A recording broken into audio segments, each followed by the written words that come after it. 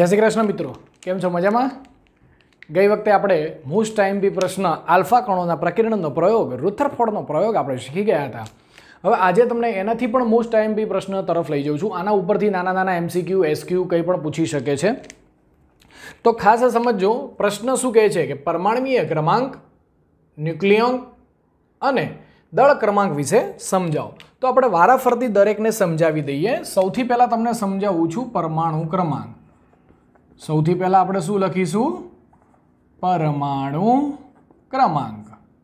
ચલો, પરમાણુ ક્રમાંક શું કહે છે દીકરાઓ?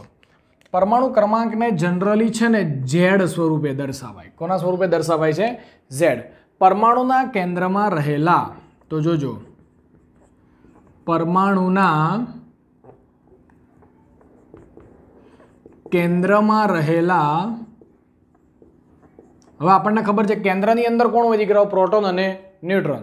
तो परमाणुना केन्द्रमा रहेला प्रोटोननी संख्या ए परमाणु क्रमांक जेटली ज होय छे। सर आ तो अमने खबर हती। आ तो बस तो ये खबर हती ए तो तमने अहींया बताव्युं, बराबर। सर खाली प्रोटोन ज कहेवाय? ना, बीजू पण एनी व्याख्या है कि भाई तटस्थ परमाणुमां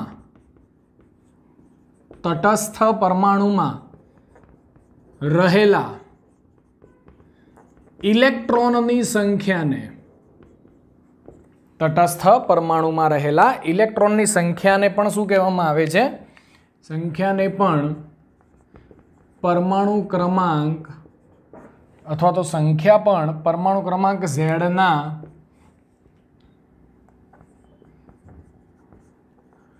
जेटली होय छे। मतलब परमाणु क्रमांक की बात कर दी थी। तो आना माटे एक सरस मजानुं सूत्र आवुं कंईक लखी शकाय कि भाई परमाणु क्रमांक Z बराबर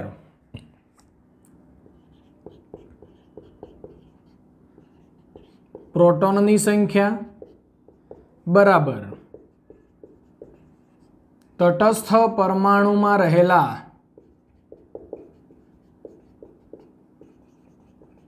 इलेक्ट्रॉननी संख्या। बंने केवुं थाय छे दीकराओ? सरखुं ज थाय छे। चलो एना पछी जईए छीए बीजું कोण छे? न्यूक्लियन। तो लखो न्यूक्लियन एटले शुं? है न्यूक्लियन एटले शुं? तो के परमाणुना केंद्रमा रहेला प्रोटोन अने न्यूट्रॉननी संख्याने, परमाणुना केंद्रमा रहेला प्रोटोन अने न्यूट्रॉननी संख्याने संयुक्तपणे न्यूक्लियन कहे छे। तो दीकराओ चलो आपणे जोई लीए कि भाई न्यूक्लियननी प्रॉपर व्याख्या शुं छे। तो कि सर तमे बोल्या नहीं यार, शुं? तो कि परमाणुना केंद्रमा रहेला प्रोटोन अने न्यूट्रॉन। स्वाभाविक है प्रोटोन अने न्यूट्रॉन होय तो ये प्रोटोन अने न्यूट्रॉन ने संयुक्तपणे न्यूक्लियन कहे छे। शुं कहेवाय छे एने? न्यूक्लियन कहेवाय। आनी अंदर बीजू कशुं समजवानुं नथी। एनी पछी त्रीजो छे दळ क्रमांक। जो आकृति स्वरूपे दर्शावવું होय तो आ केंद्र छे, एमां प्रोटोन अने न्यूट्रॉन छे। बाह्यतम कक्षामां शुं करता होय? इलेक्ट्रॉन वर्तुळाकारमां, सॉरी, इलेक्ट्रॉन जे छे ए वर्तुळाकार मार्गे फरता होय छे। तो आ केंद्र जे छे, आखुं केंद्र, एने शुं कहेवामां आवे छे? न्यूक्लियन तरीके ओळखवामां आवे छे। ठीक छे। चलो एनी पछी शुं छे? दळ क्रमांक। तो दळ क्रमांक, दळ कोने कहेवाय? तो कि सर परमाणुमां रहेला प्रोटोननी कुल संख्याने अने न्यूट्रॉन। जुओ दळ एटले शुं? हूँ तमने सूत्र लखीने आपूं छूं, ए बराबर Z प्लस N। आ सूत्र छे, समझो। हाँ, दळ क्रमांक ने कोना वडे बतावाय? ए वडे। कोना वडे बतावाय छे? ए वडे। ए बराबर शुं छे? Z plus N। Z एटले शुं? तो कि सर Z एटले परमाणु क्रमांक अथवा प्रोटोननी संख्या पण कही शकाय, अथवा તટસ્થ પરમાણુમાં રહેલા ઇલેક્ટ્રોન પણ કહી શકાય. અને આ n એટલે શું છે? તો કે સર એ તો ન્યુટ્રોન જ કહેવાય ને, હે ને? યસ, બરાબર. ચાલો, શું થાય તો હું તમને લખીને દર્શાવું છું ભાઈ. પ્રોટોન, અથવા તો તમે કૌંસમાં લખી શકો પરમાણુ ક્રમાંક અને ન્યુટ્રોનના ભમરાળાને સરવાળાને દળ ક્રમાંક એ કહે છે. શું કહેવાય એને? દળ ક્રમાંક એ કહી શકાય છે. હવે સમજો, આના વડે આપણે શું કરવાનું છે કે તમારે જુદી જુદી સંજ્ઞાઓ આવશે. કેવી સંજ્ઞાઓ આવશે તો જુઓ, હવે આપણે એનું સંઘટન શીખીએ. શું શીખવું છે? સંઘટન. સંઘટન એટલે શું કે એને સંજ્ઞામાં કઈ રીતે દર્શાવવામાં આવે છે. ચલો, ધારો કે હું તમને કહી દઉં છું કે તત્વની સંજ્ઞા x છે. જોજો હો, તત્વની સંજ્ઞા શું લઈ લઉં છું? x. કોઈ તત્વ છે x એટલે 118 માંથી કોઈ પણ તત્વ તમે લઈ શકો છો, એટલે મેં ત્યાં લખ્યું x. હવે તત્વની સંજ્ઞા x લખી. હવે જે બે વસ્તુ છે ને એ ખાસ સમજવાની છે. ઉપર ડાબી બાજુએ, ત્યાં ઉપર કોઈ પણ સંજ્ઞાની અંદર ઉપરની બાજુ, પણ કઈ? ડાબી બાજુ. ઉપરની ડાબી બાજુએ મૂર્ધક તરીકે, મૂર્ધક પરમાણુ દળ એ દર્શાવાય છે. શું દર્શાવાય છે? પરમાણુ દળ એ. હવે એમાં તમને બીજો મુદ્દો સમજાવું. બીજો મુદ્દો શું કહે છે? ઉપરની ડાબી બાજુએ. હવે નીચેની ડાબી બાજુએ, નીચેની ડાબી બાજુએ અહીંયા મૂર્ધક હતું, આને કહેવાય પાદાંક.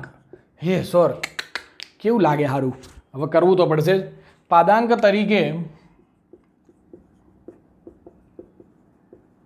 તત્વનો પરમાણુ ક્રમાંક Z દર્શાવાય છે. હું દર્શાવાય છે ભાઈ? Z દર્શાવાય છે. હવે જો મૂળ સંજ્ઞા અહીંયા લખું છું, સમજજો શું કહેવા માંગે છે. તત્વની સંજ્ઞાને x વડે, ઓકે, મેં x દર્શાવી દીધો. ડાબી બાજુ, ડાબી બાજુ એટલે કઈ થાય? ધીસ તરફ. તો આ બાજુ ઉપરની બાજુએ પરમાણુ દળ a, એટલે ઉપર અહીંયા દળ બતાવવાનું a, અને નીચેની ડાબુએ પાદાંક તરીકે પરમાણુ ક્રમાંક Z બતાવવાનો. બતાવી દીધો. ચલો, આ રીતે તમારે દર્શાવવાનું હોય છે. ચલો, એમાં પણ તમને એક ઉદાહરણ આપું. શું આપું છું ઉદાહરણ? કે ભાઈ સોડિયમનો, ચલો સોડિયમનો પરમાણુ ક્રમાંક કેટલો થાય? સ્કેટીવે ક્રોમે આકોનિકો જી, એ તો 21 થી 30 છે. હાહીલી બેબોકાના ઓફની. પરમાણુ ક્રમાંક 11 છે તથા તેનું દળ 23 ગ્રામ છે. શું છે? 23 ગ્રામ. તો એને સંજ્ઞા વડે કઈ રીતે દર્શાવાય? તો દેખો, x એટલે તત્વની સંજ્ઞા કોણ છે? સોડિયમ. સોડિયમ થઈ ગયું. પરમાણુ ક્રમાંક 11. ચલો, પરમાણુ ક્રમાંક ક્યાં બતાવાય? પરમાણુ ક્રમાંક Z નીચે દર્શાવે. એટલે કેટલો છે ભાઈ? 11. અને ઉપર દળ કેટલું છે? 23. હવે આવડે કે ના આવડે? હવે તમને એવું ને એવું કહું, આમાં એક્સ્ટ્રા કે ન્યુટ્રોનની સંખ્યા શોધો તથા ન્યુટ્રોન શોધો. લો સર, A બરાબર Z પ્લસ n. સૂત્ર છે જ મારી પાસે, વેરાયટી. A બરાબર Z પ્લસ n. ચલો, A એટલે પરમાણુનું દળ કેટલું છે ભાઈ? 23. તો હું લખી દઉં છું 23. Z એટલે પરમાણુ ક્રમાંક કેટલા છે? તો કે સર 11 છે, વત્તા n. n બરાબર 23 માઇનસ 11. કેટલા થયા? 12. મળે કે ના મળે? તો આ રીતે પણ આપણે દર્શાવી શકાય છે. ઓકે, ખ્યાલ આવશે? હવે સંઘટન કર્યા પછી સંજ્ઞા પણ મેં તમને બતાવી દીધી. હવે એના થોડાક દાખલા લઈ લઈએ કે જેથી શું થાય, તમારા સાથે સાથે દાખલાઓ પણ પતતા જાય. ચાલો, પાઠ્યપુસ્તક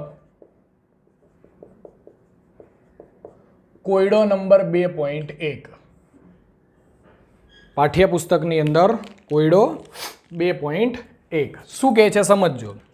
પહેલાં રકમ લખું છું કે ભાઈ 80 Br 35માં પ્રોટોન, ન્યુટ્રોન, ઇલેક્ટ્રોન કેટલા થાય બધું જ શોધવાનું છે. શું શોધવાનું છે? બધું જ. પ્રોટોન, ન્યુટ્રોન અને ઇલેક્ટ્રોન બધી જ વસ્તુ આપણે ફાઇન્ડ આઉટ કરવાની છે. Find out. હવે સમજજો. ચલો પહેલાં પ્રોટોન એટલે શું થાય દેખજો. પ્રોટોનની સંખ્યા એટલે એનો પરમાણુ ક્રમાંક. પરમાણુ ક્રમાંક ક્યાં દર્શાવાય તો નીચે. અહીંયા કેટલા છે? 35. અહીં પરમાણુ ક્રમાંક 35 છે. માટે પ્રોટોનની સંખ્યા અને ઇલેક્ટ્રોનની સંખ્યા કેવી થાય? સરખી. કેટલી? તો કે ભાઈ 35 જ થાય ને. હવે ઉપર જે છે એ શું છે? 80 એટલે શું કહેવાય? પરમાણુય દળ ઉપર હોય. તો એ બરાબર કેટલા આપેલા છે? 80. આપણી પાસે સૂત્ર શું છે ભાઈ? એ બરાબર Z પ્લસ N. 80 બરાબર 35 પ્લસ N. તો N બરાબર જે આવે એ લખી દેવાનું. 80 માઇનસ 35. બહુ ઇઝી. પપ્પુ દાખલો છે. પપ્પુ સર આવું તો મજા આવે. આવું જ પૂછતા હોય તો સામે આવું પૂછવા જઈએ તો આપણે નબળા થઈ જઈએ. ચાલો હવે જઈએ છીએ કોયડો નંબર 2.2 તરફ. સ્વાધ્યાયનો પાઠ્યપુસ્તકનો કોયડો 2.2. શું રકમ છે? તો ચલો રકમ તરફ બી તમને થોડીક લખી દઉં કે ભાઈ એક સ્પીસીઝમાં,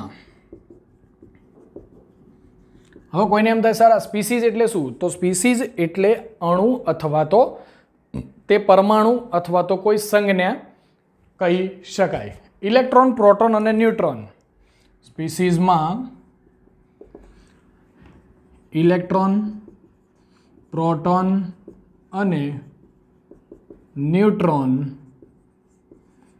અનુક્રમે 18, 16 અને 16 છે. તો સંજ્ઞા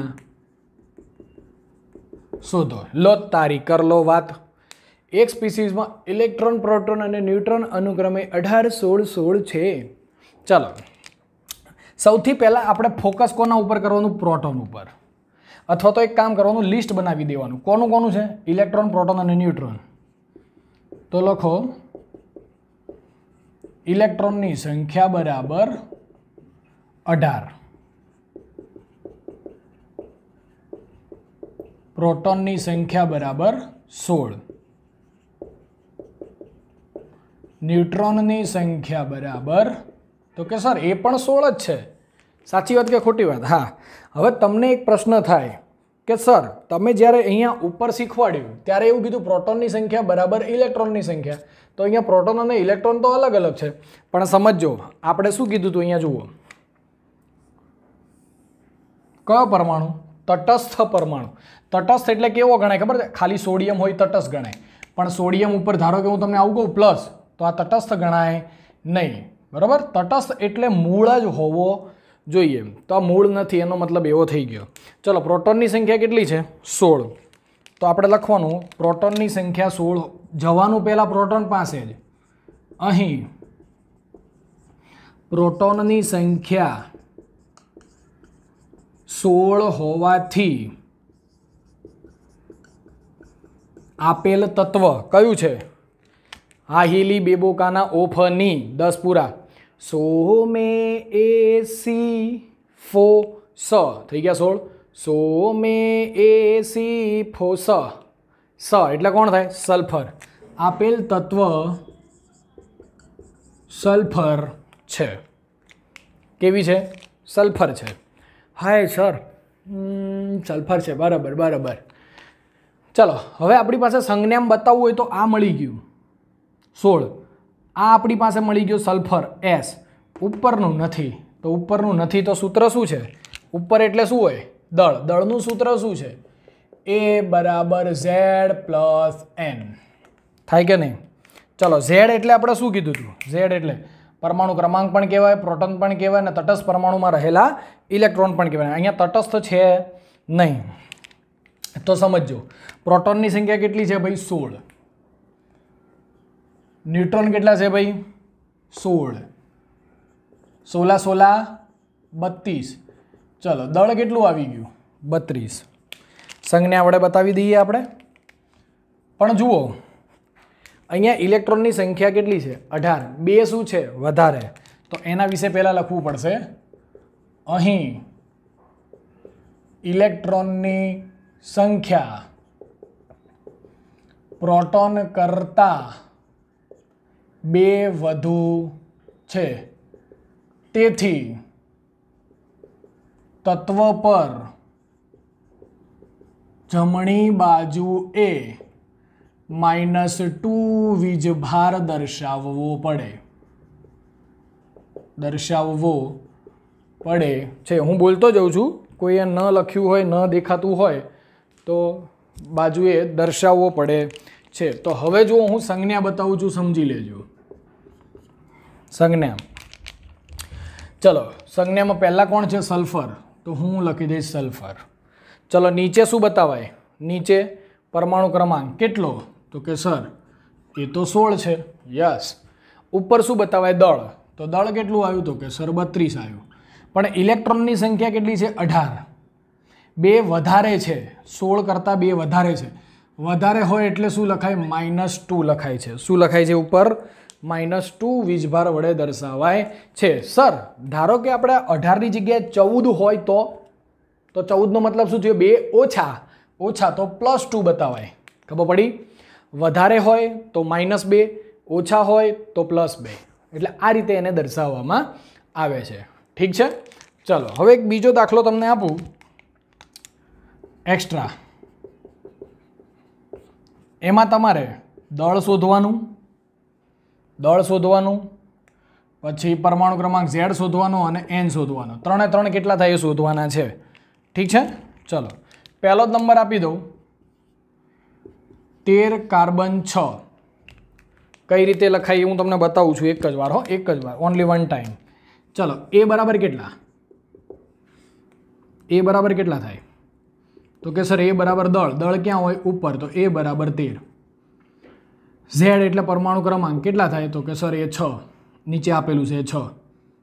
તો સર પ્રોટોન કેટલા થાય, ન્યુટ્રોન કેટલા થાય, તો ન્યુટ્રોન શોધવા હોય તો શું કરવાનું 13 - 6 કેટલા થાય 7.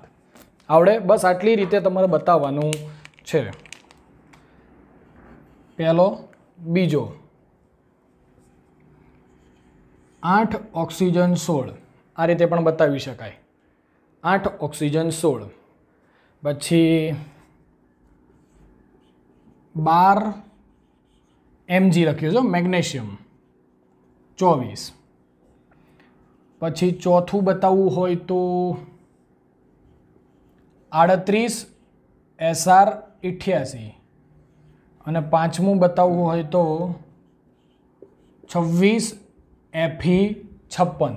બતાવાય કે ના બતાવાય? ઓકે, તો આ 5 ઉદાહરણ મેં તમને બીજા આપ્યા.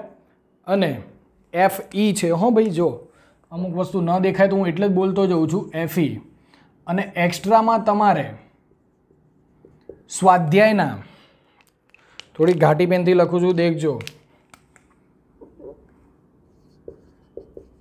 સ્વાધ્યાયના 2 દાખલા તમારે ગણવાના છે. એક 2.4 અને બીજો 2.41. બરાબર? 2.4 અને 2.41 તમારે કરવાના છે.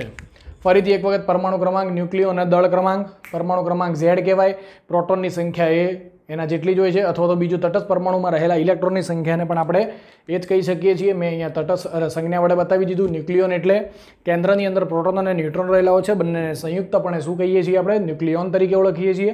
દળ ક્રમાંકોને કહેવાય તો કે Z + N. Z એટલે પરમાણુ ક્રમાંક અને ન્યુટ્રોનની સંખ્યાના સરવાળાને દળ ક્રમાંક કહે છે.